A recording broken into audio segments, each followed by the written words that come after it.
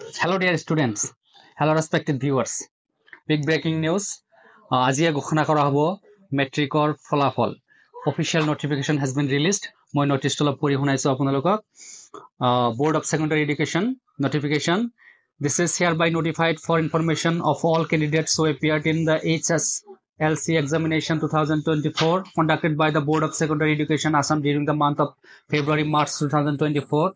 That the results will be declared through the results gazette in PDF format and the roll numbers of the candidates who are declared first will be provided therein.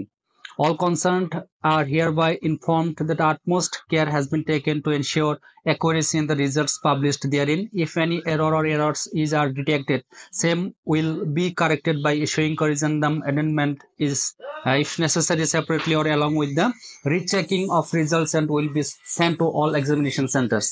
Presently, students will have to download their digital mode of mark sheets from websites or can view their mark sheets from mobile app from 10:30 a.m. of 24/2024.